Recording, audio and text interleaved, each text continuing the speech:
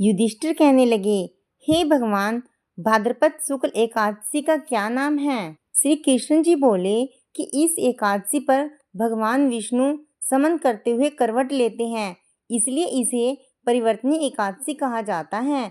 इस दिन भगवान विष्णु के वामन रूप व माँ लक्ष्मी की पूजा अत्यंत शुभ फलदायी मानी गई है। इस एकादशी का व्रत करने से अश्वमेध यज्ञ का समान फल मिलता है और समस्त पापों से मुक्ति मिलती है।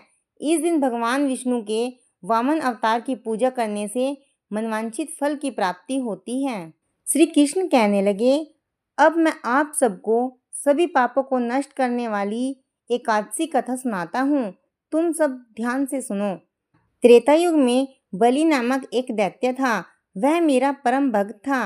वह हर रोज विधि पूर्वक मेरी पूजा किया करता था और नित्य ही ब्राह्मणों का पूजन और यज्ञ के आयोजन करता था। लेकिन इंद्र से द्वेष के कारण उसने इंद्रलोक तथा सभी देवताओं को जीत लिया।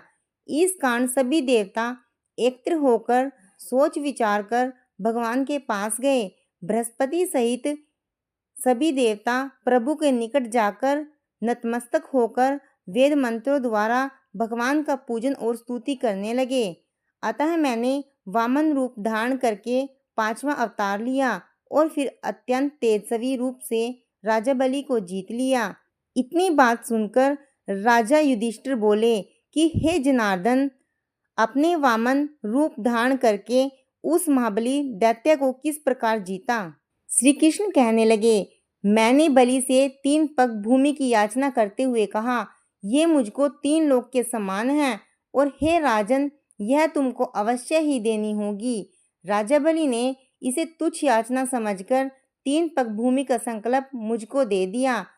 मैंने अपने रूप को बढ़ाकर यहाँ तक कि भूलोक में पद, भूवलोक में जंघा, स्वर्गलोक में कमर, महालोक में पेट, जनलोक में हृदय, यमलोक में कंठ की स्थापना कर सत्यलोक में मुख, उसके ऊपर मस्तक स्थापित किया। सूर्य, चंद्रमा आदि सब ग्रह, घन योग, नक्षत्र, इंद्रादिक देवता और शेष आदि सब नागगणों ने विविध प्रकार से वेद सूक्तों से प्रार्थना की।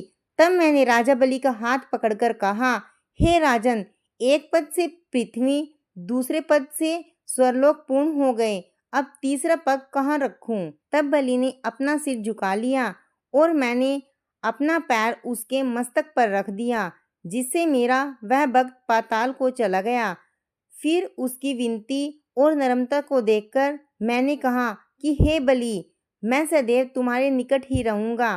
पुत्र बलि से कहने पर भाद्रपद शुक्ल एकादशी के दिन बलि के आश्रम पर मेरी मूर्ति स्थापित हुई। इसी प्रकार दूसरी क्षीर सागर में शेषनाग के पृष्ठ पर हुई।